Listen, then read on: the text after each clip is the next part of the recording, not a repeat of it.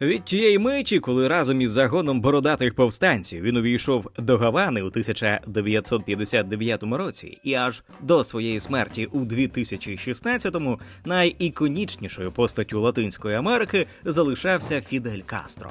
У фірмовій військовій формі з тонкою сигарою Коїба та багатогодинними промовами, спрямованими проти дядька Сема, протистояти впливу шаяк на держави, Кастро полонив уяву майбутніх революціонерів і мільйонів людей по всьому світу. Йому було замало просто керувати Кубою.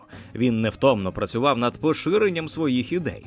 Протягом десятиліть його глобальна мережа союзників і прихильників розросталася, охоплюючи таких лідерів, як Сальвадор Альєнде в Чилі, Уго Чавес у Венесуелі, Роберт Мугабе у Зімбабве та Ясір Арафат, очільник Організації визволення Палестини.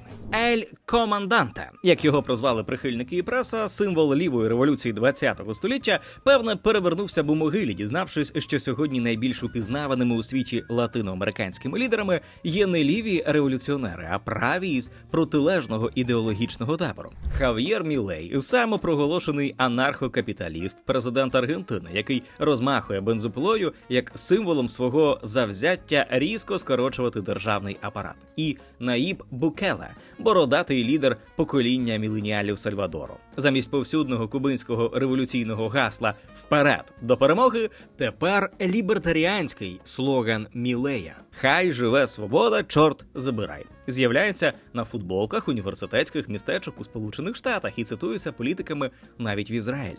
Як і Кастро свого часу, обидва лідери досягають значно більшого успіху, ніж їхні країни на світовій арені. Мілей став першим главою держави, який зустрівся із президентом США Дональдом Трампом після його перемоги на виборах 24-го року, отримавши розкішний прийом у резиденції Мар-а-Лаго.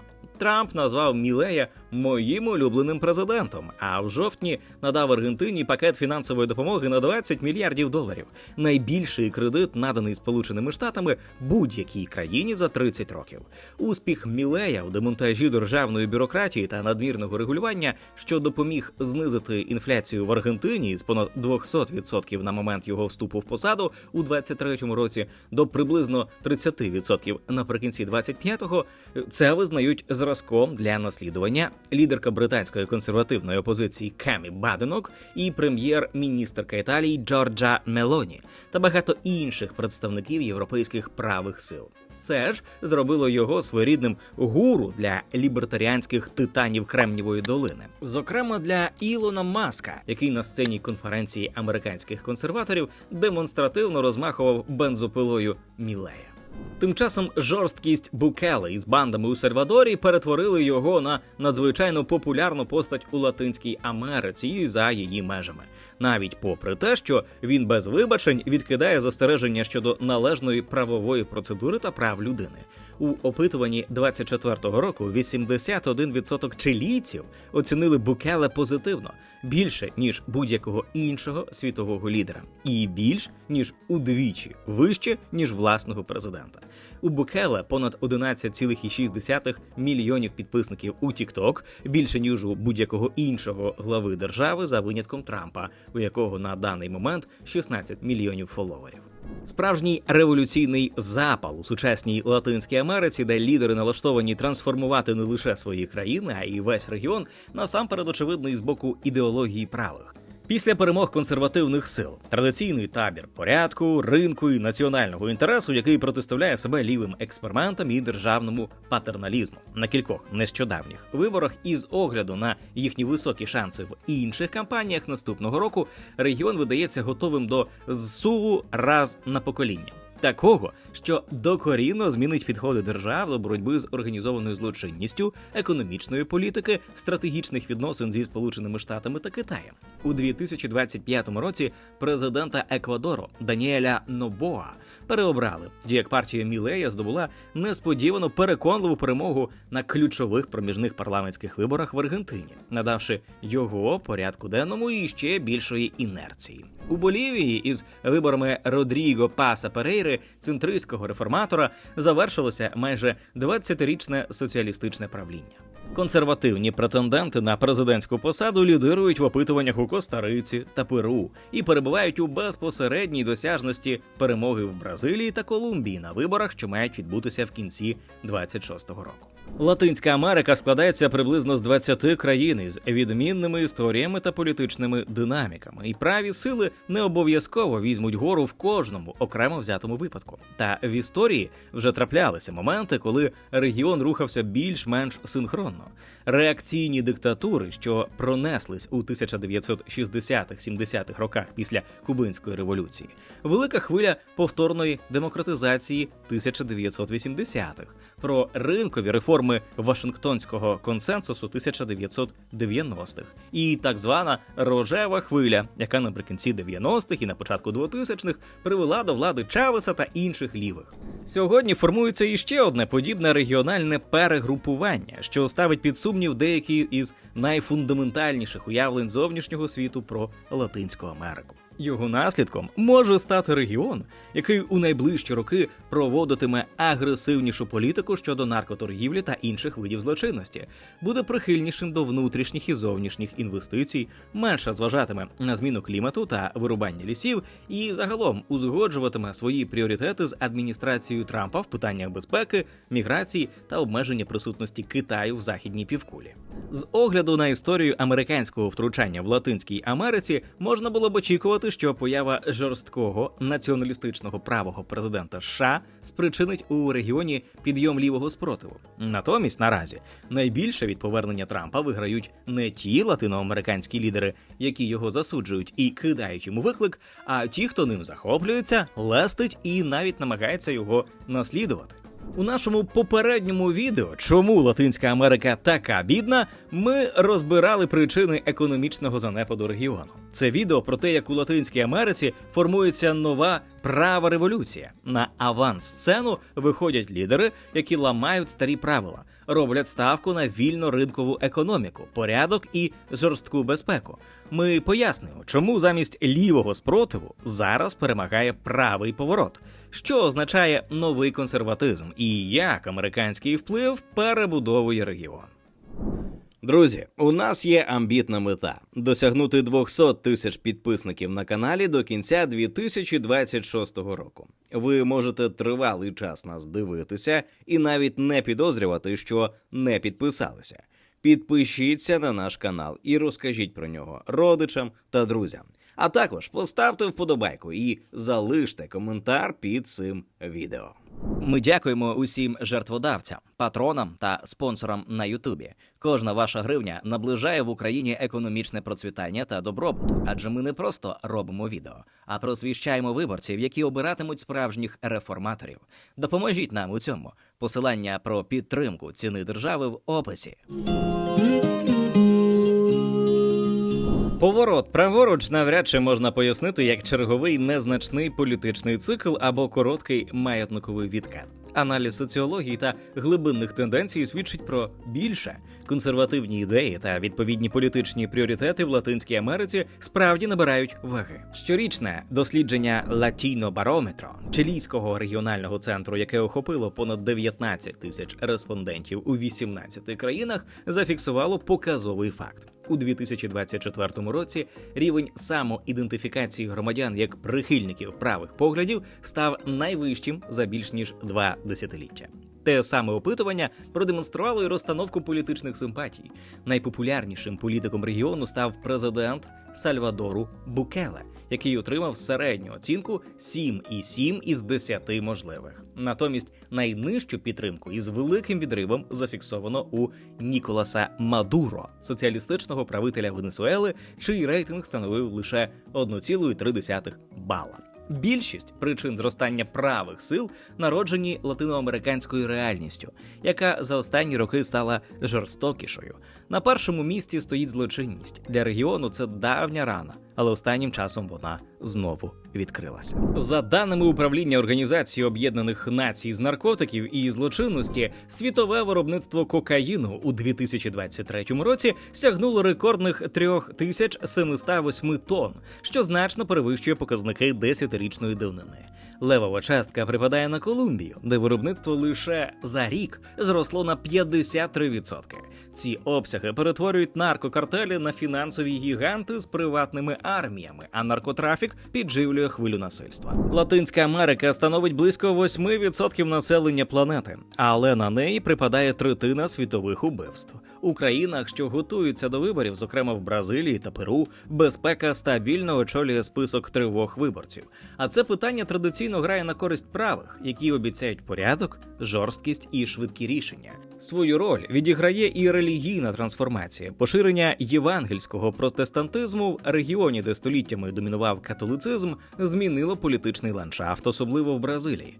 Теми абортів, гендерної ідеології та культурних цінностей вийшли з кулуарів на центральну сцену. Додаймо до цього крах Венесуели і Куби. Їхній багаторічний економічний і соціальний обвал серйозно підірвав довіру до соціалістичних моделей у свідомості цілої генерації виборців.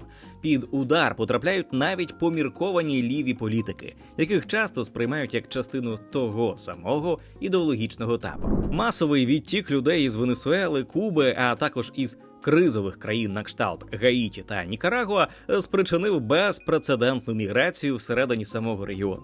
У Чилі, Колумбії та Перу це викликало хвилю невдоволення, яку праві кандидати нерідко вміло конвертують у політичні дивіденди. І нарешті фактор образу. Глобальна впізнаваність Мілея та Букеле стала окремим каталізатором. Навіть якщо більшість виборців не прагне копії їхніх радикальних моделей, вірусні відео, де президента Сальвадору зустрічають як рок-зірку у Білому домі, чи виступи на престижних заходах, таких як щорічна зустріч Всесвітнього економічного форуму в Давосі, створюють відчуття, що праві не лише утримують позиції вдома, а й упевнено виходять на міжнародну арену. У політиці іноді достатньо саме цього відчуття руху вперед, щоб маятник остаточно змінив траєкторію. Десятиліттями праві політики в Латинській Америці йшли в тіні холодної війни. Їхні опоненти завжди нагадували про диктатури 1960-80-х років, коли режими на кшталт правління Аугусто Піночета у Чилі, Уго Бансера у Болівії чи Ефраїн Ріос Монт у Гватемалі супроводжувалися масштабними репресіями і убивствами під гаслом боротьби з комунізмом. Після хвилі демократизації 1980-х праві намагалися дистанціюватися від цього спадку. Теми сильної руки і порядку часто обходили стороною, аби не звучати як привіт із минулого. Та сьогодні ландшафт змінився. Якщо дивитися на дані Economist Intelligence Unit в індексі демократії за 24 рік, то серед чітко визначених авторитарних режимів регіону фігурують і переважно ліві уряди – Куба, Нікарагуа і Венесуела. Водночас такі країни, як Сальвадор, Гватемала та Мексика класифікуються як гібридні режими. Це розмило стару формулу – праві дорівнює диктатури. Свою роль відіграла й поява правоцентристських президентів, які діяли у межах демократичних інституцій, зокрема Маурісіо Макрі в Аргентині та Себастьяна Піньєра у Чилі.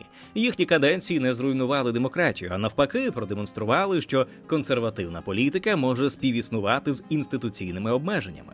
Паралельно змінюється і суспільне ставлення до самої демократії. У різних країнах Заходу фіксується зниження безумовної підтримки демократичної моделі. Дослідження показують, що частина громадян готова миритися з авторитарними альтернативами, особливо в умовах економічної нестабільності чи зростання злочинності. Згідно з опитуванням дослідницького центру Pew Research, у середньому 31% у 24 країнах підтримують авторитарні системи. Цей тренд не унікальний для Латинської Америки, але саме там він набуває політичної ваги. Ще одна трансформація стосується соціальної політики. Праві більше не виглядають партією байдужих до бідних. Пандемія COVID-19 стала поворотним моментом. У Чилі уряд Піньєри запровадив масштабні пакети підтримки, що за обсягом були одними з найбільших у регіоні. У Бразилії Жаїр Болсонару значно розширив програму грошових виплат Bolsa Familia, попри те, що раніше її критикував. Найрадикальніший експеримент нині відбувається в Аргентині під керівництвом Хав'єра Мілея. Він агресивно скорочує держсектор, звільнивши 15 тисяч працівників і урізавши видатки. Його уряд домігся першого за багато років бюджетного профіциту та нової угоди з МВФ. Водночас економічні реформи супроводжуються протестами, суперечками щодо рівня бідності та побоюваннями щодо концентрації влади. У публічних дискусіях громадяни визнають, інфляція спала, але ціни залишаються високими. Соціальний удар залишився болючим. І хоча ліві сили в Латинській Америці і досі асоціюються з щедрішою соціальною політикою, але ця перевага вже не така значна, як колись. Праві, частково знявши із себе ярлик елітарності й антидемократичності, дедалі впевненіше переносять фокус на їхні сильніші сторони. І одна із них є головною. Це безпека. За останні десятиліття наркокартелі перетворилися з тіньових гравців на паралельні держави. За даними World Drug Report від Управління Організації Об'єднаних Націй з наркотиків і злочинності, у 2023 році глобальне виробництво кокаїну сягнуло рекордних 3708 тонн, порівняно із показником 902 тонни у 2013 році. Кількість споживачів зросла до 316 мільйонів, що становить близько 6% населення планети. Це історичний максимум і чергове підтвердження того, що наркотичний ринок не скорочується, а розростається. Уявлення про те, що кокаїн тече лише на північ до заможних тусовщиків у Берліні, Лондоні та Нью-Йорку, сьогодні менш вірне, ніж будь-коли. Наркотик усе частіше рухається на схід, Захід і Південь. Хоча Північна Америка все ще залишається провідним ринком, на який припадає близько 27% світового споживання кокаїну, Європа посідає друге місце із 24%. На Латинську Америку та Карибський басейн припадає 20% світового споживання за оцінками ООН. Азія близько 14% та Африка близько 13%. Також є домівкою для швидко зростаючих ринків збуту цього наркотику. Зміна географії трафіку, в свою чергу, призвела до важливих змін у маршрутах контрабанди, особливо тих, що ведуть до узбережжя Тихого океану, перетворивши колись відносно мирні латиноамериканські країни, такі як Чилі, Коста-Рика та Еквадор, на поля битв, оскільки картелі борються за контроль над морськими портами та іншими ключовими транзитними вузлами. Наркокартелі, отримавши безпрецедентні доходи, диверсифікують діяльність. Окрім контрабанди наркотиків, це рекет, викрадання людей, незаконний видобуток корисних копалин, контрабанда деревини в Амазонії, торгівля мігрантами, що прямують до США. Наслідки виявилися шокуючими навіть для регіону, який десятиліттями жив поруч із наркотрафіком і збройними угрупованнями. У січні 24-го року світ облетіли кадри, як озброєні автоматами бойовики увірвалися в студію телеканалу в Еквадорі і взяли журналістів в заручники просто під час ефіру. Країна фактично опинилася в стані внутрішньої війни із наркокартелями. Еквадорське місто Дуран, поблизу головного морського порту Гуаякіля, сьогодні називають одним із найнебезпечніших у світі. Рівень вбивств там сягає приблизно 148-150 на 100 тисяч населення на рік. Для порівняння, це майже рівень колумбійського міста Медельїна на початку 90-х, часів Пабло Ескобара. У Колумбії політичне насильство знову оживили страхи щодо повернення кривавого минулого. У Чилі ситуація також змінилася. За опитуваннями 23-го року, понад 85% громадян зізнаються, що уникають виходу з дому ввечері, і лише близько 8% почуваються повністю безпечно. Коста-Рика, яка десятиліттями пишалася відсутністю постійної армії та іміджем туристичного раю, пережила зростання кількості вбивств більш ніж на 50% із 2020 року. Країна стала одним із ключових транзитних вузлів кокаїну до Північної Америки та Європи. Не дивно, що в таких умовах політики жорсткої руки здобувають популярність. Коли рівень страху зростає, виборець починає шукати швидких рішень. Від часу приходу до влади Букеле у 2019 році рівень вбивств у Сальвадорі впав до історичних мінімумів. За офіційними даними 2023 року, показник становив близько 2,4 вбивства на 100 тисяч населення, порівняно із показником у 105 вбивств на 100 тисяч людей у 2015-му. Зараз це один із найнижчих рівнів у західній півкулі, співставний із Канадою. Суспільна підтримка жорстких заходів залишається високою. У Чилі близько 80% респондентів заявили, що готові підтримати надзвичайний стан із тимчасовим обмеженням свобод заради боротьби з злочинністю. У Бразилії навіть після масштабної поліцейської операції в Ріо-де-Жанейро, яка завершилася понад 100 смертей, більшість мешканців міста назвали її успішною. Причому підтримка була однаково сильною як у фавелах, так і в заможних районах. Тим часом політики, які не контролюють безпеку, дедалі більше ризикують втратити свої рейтинги. У Бразилії опитування показують, що слабкість президента Луїза Інасіо Лули да Сілви у боротьбі зі злочинністю є значною перешкодою для його переобрання у 26-му році. У Мексиці вбивство мера, який голосно боровся зі злочинністю в листопаді 25-го року, викликало хвилю вуличних протестів та жорстку критику президента Клаудії Шейнбаум, яка, хоча й жорстокіше ставиться до картелів, ніж її попередниця, отримує нижчі оцінки виборців щодо безпеки, ніж у будь-якій іншій сфері. У Перу в жовтні 25-го чоловіки на мотоциклах відкрили вогонь на концерті гурту Агуа Маріна, поранивши 4 дітей.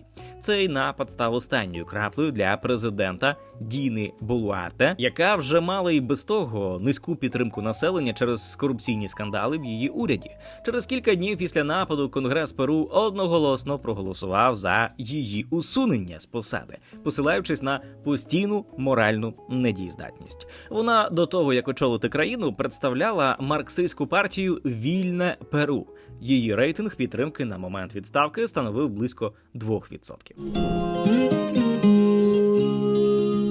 Попри розмови про правий поворот, ліві політичні сили в Латинській Америці залишаються конкурентними на виборах у більшій частині регіону.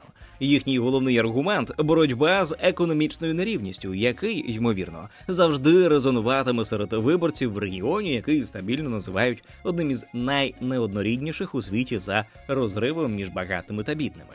За даними Світового банку, Латинська Америка десятиліттями залишається одним із регіонів із найвищим індексом Джинні – нерівність у доходах. Чим вищий показник, тим більша нерівність. Станом на 24-й рік у Бразилії він коливається близько 0,52.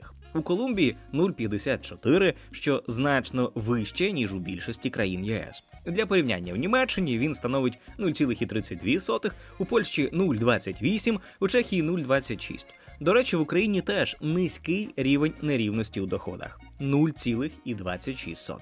Регіональна комісія Організації Об'єднаних Націй ЦЕПАЛ фіксує, що рівень бідності у регіоні Латинської Америки та Карибського басейну складає 27,3% населення. У 2023 році в бідності жили 172 мільйони людей, а 66 мільйонів із них не можуть купити базовий продовольчий кошик. За таких умов меседж про соціальну справедливість не втрачає електоральної сили. Серед лівих є й популярні демократично обрані лідери. Президент Бразилії Лула да Сілва переміг у 22-му році з мінімальним розривом в другому турі, набравши 50,9% голосів проти 49,1% у Жаїра Болсонару. Хоча сьогодні, за даними соціологічної компанії Datafolha, рівень підтримки його уряду впав до 24%. Це найгірші результати для лідера лівих за всі 3 терміни його перебування на посаді.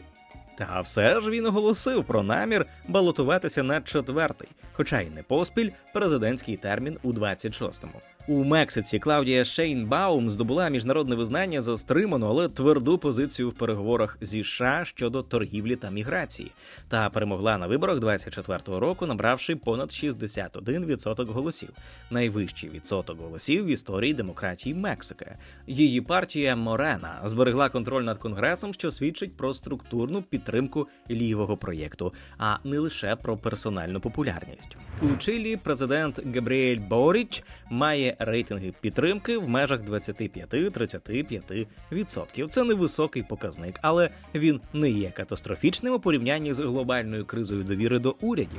Аналогічно в Колумбії рейтинг схвалення Густаво Петро коливається близько 35-40%. У багатьох країнах саме ліві нині перебувають при владі, а чинним урядам у Латинській Америці останніми роками взагалі складно переобиратися, що є частиною ширшої глобальної тенденції серед демократій. Нинішні зміни можуть бути менш про класичну вість ліві-праві, а більше про зростання популістів та популістичних аутсайдерів різного ідеологічного забарвлення. Дослідження Latino Barometro показує, що довіра до політичних партій в регіоні залишається нижче 20%, а рівень задоволеності демократією коливається близько 30%. Це живильне середовище для аутсайдерів та антисистемних кандидатів.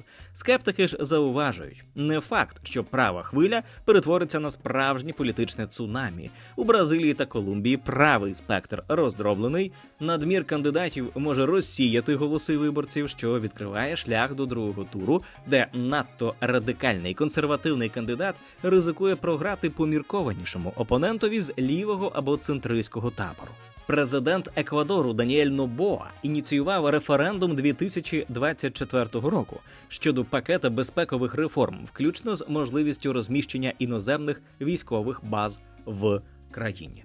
Частина його пропозицій отримала підтримку, але низка чутливих змін викликала спротив. Це продемонструвало, що навіть за умови кризи безпеки суспільство має межі готовності до концентрації влади. Іронічно, але одним із найбільших ризиків для консервативного суву може стати президент США Дональд Трамп, який активно повернув регіон у фокус американської політики. Проте соціологія Latino Barometro свідчить, що його середня оцінка в регіоні становила лише 4,2 з 10. Зовнішня політика Трампа провокує несподівані наслідки. Жорсткі торговельні заходи щодо Бразилії та публічні заяви на підтримку Болсонару спричинили зростання націоналістичних настроїв. Після цього підтримка Лули у внутрішніх рейтингах тимчасово зросла, а позиції Болсонару ослабли. Аналогічно, заява Трампа про намір повернути Панамський канал негативно вплинула на рейтинг президента Панами Хосе Рауля Муліно, навіть попри його проамериканську орієнтацію. Політичний ґрунт у західній півкулі сьогодні нагадує тектонічну плиту, що тихо сувається під ногами. Вашингтон уже не просто спостерігач, а активний гравець у західній півкулі. Рішення адміністрації Дональда Трампа підтримати фінансову стабілізацію Аргентини багато оглядачів розцінили як фактор, що зміцнив позиції табору Хав'єра Мілея перед виборами, посиливши відчуття зовнішньої довіри до його курсу. Не менш показовою стала реакція на жорстку антинаркотичну риторику Трампа. В інтерв'ю в січні 26-го року він заявив, що удари по наркокартелях можуть відбуватися будь-де в Латинській Америці. Попри суперечки довкола законності окремих дій, адміністрація водночас визнавала, що немає юридичних підстав для ударів по наземних цілях у Венесуелі. Та це не завадило США завдати авіаударів по всій країні, захопити президента Ніколаса Мадуро із дружиною і поставити під суд у Нью-Йорку за звинуваченнями у причетності до наркотероризму. Очевидним посланням було те, що, знову ж таки, ширший гнів проти наркокартелів у регіоні та широке громадське неприйняття Мадуро переважили інші суспільні занепокоєння. У Мексиці Клаудія Шейнбаум змушена була публічно підкреслювати результати боротьби із картелями, реагуючи на сигнали з Вашингтона. Це свідчить, що навіть країни, які прагнуть дистанціюватися від американського втручання, перебувають у полі тяжіння цієї жорсткої безпекової повістки.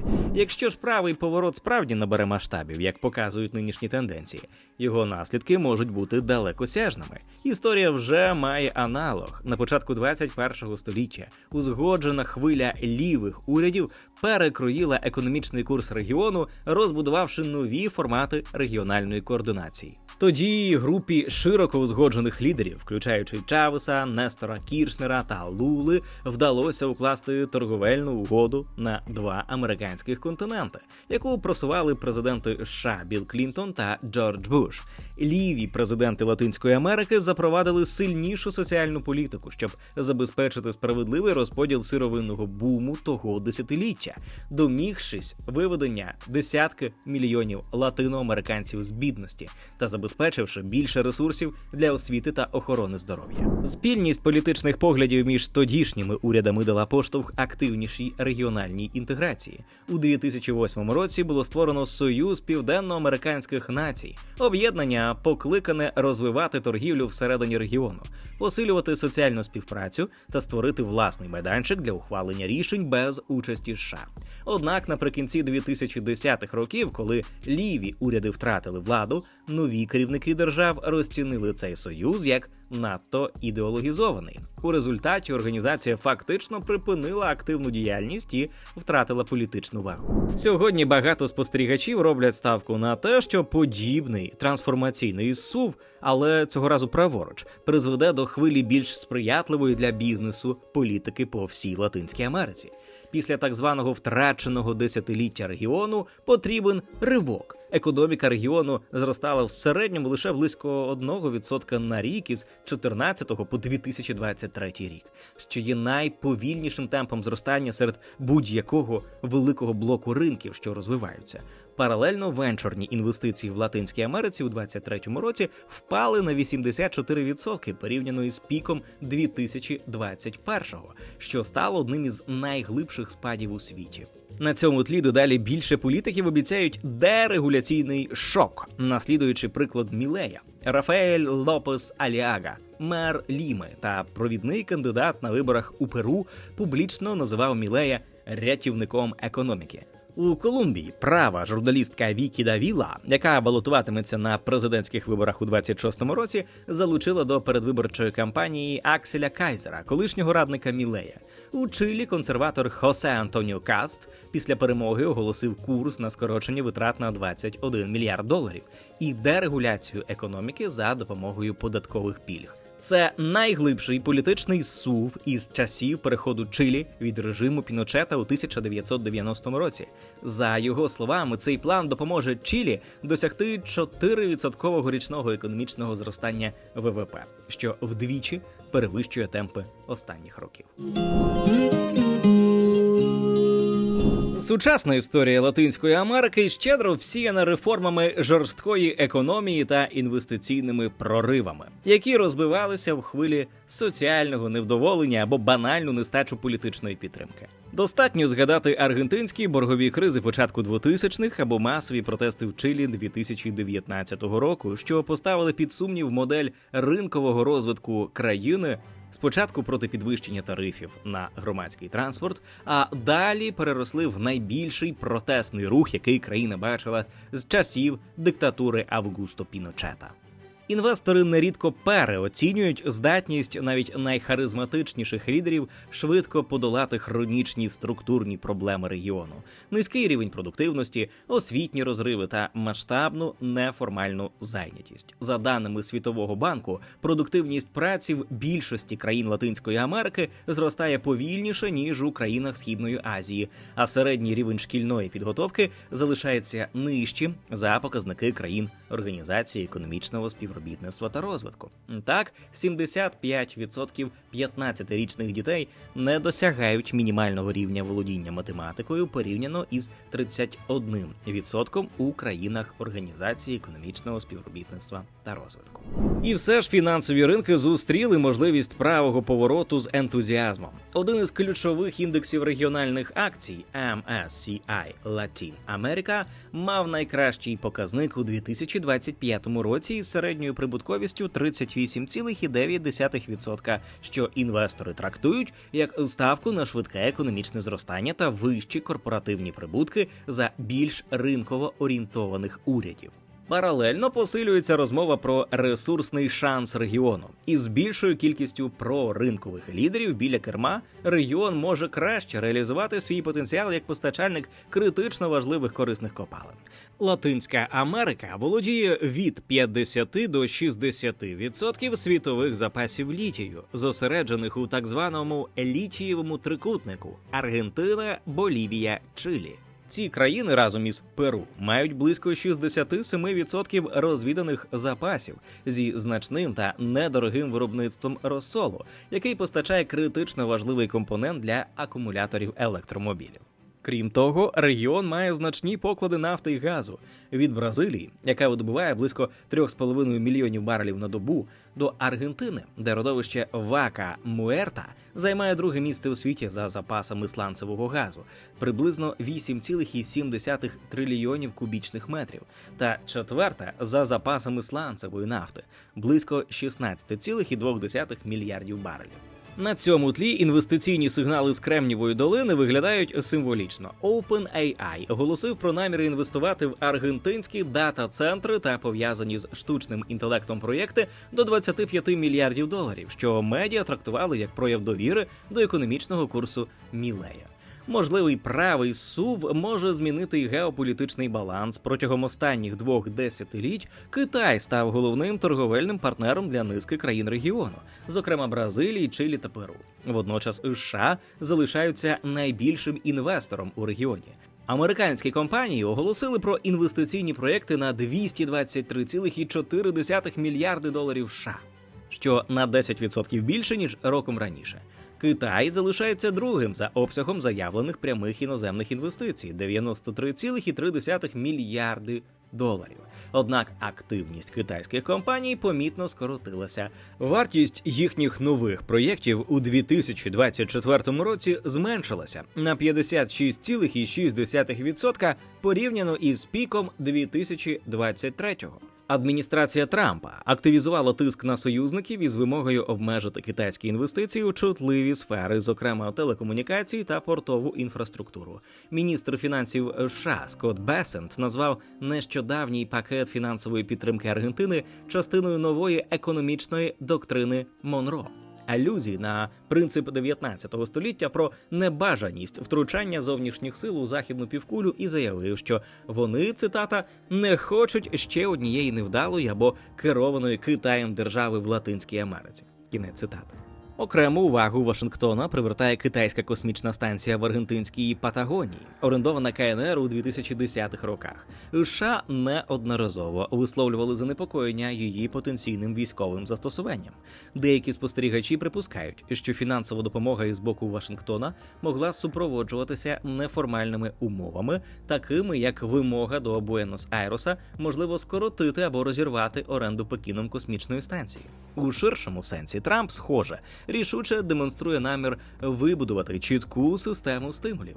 Союзникам у Латинській Америці фінансова підтримка і преференції, опонентам митні тарифи та санкційний тиск. Питання в тому, чи нове покоління регіональних лідерів прийме цю логіку батога і пряника, чи продовжить зберігати позицію неприєднання. Починаючи з 1990-х років, покоління лівих лідерів особисто знайомилося одне з одним на таких заходах, як форум у Сан-Паулу. Конференція лівих груп, заснованих робітничою партією Бразилії, що сприяло їхній регіональній координації в наступні роки. Сьогодні багато представників нових правих сил Латинської Америки також встановлюють тісні зв'язки, зокрема на таких заходах, як конференція консервативних політичних дій, яка виникла у США у 1970-х і в останні роки активно поширилась у Латинській Америці. Серед гостей регіональних заходів були Хав'єр Мілей, Наїб Букеле, представники родини Болсонару, а також чилійський політик Хосе Антоніо Каст.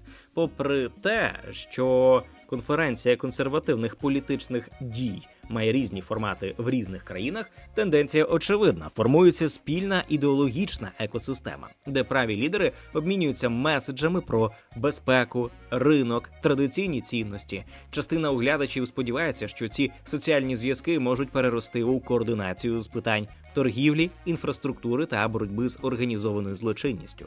Зрештою, цей сув може призвести до кардинальних змін і в низці інших питань. Одним із найпомітніших соціальних сувів регіону є стрімке зростання протестантських, передусім євангельських церков. Бразилія – показовий приклад. Якщо у 2010 році католики становили близько 65% населення, а протестанти – 21,6%, то до 2022 року частка католиків скоротилася приблизно до 56,7%, а протестантів зросла до близько 30%. Євангельські виборці стали вагомим електоральним блоком. Тому соціальні питання, такі як аборти, гендерна нерівність та роль держави в моральних питаннях, можуть набути значення в новій національній політиці регіону. У липні 25-го року Хав'єр Мілей допоміг відкрити одну з найбільших євангельських церков в Аргентині, розрахованої приблизно на 10 тисяч осіб. У своїй промові до вірян він цитував Біблію, Макса Вебера та економіста Томаса Соуела, підкреслюючи зв'язок між юдею-християнськими цінностями та економічною свободою, що вплинули на політику його уряду. Це не лише релігійний жест, а політичний сигнал. Праві сили активно працюють з релігійними спільнотами, як і з мобілізаційною базою. Правий сув може вплинути й на кліматичну політику. Більш консервативна Латинська Америка, ймовірно, буде менше стурбована вирубкою лісів в Амазонії, яка за останні роки переживала різкі коливання залежно від уряду.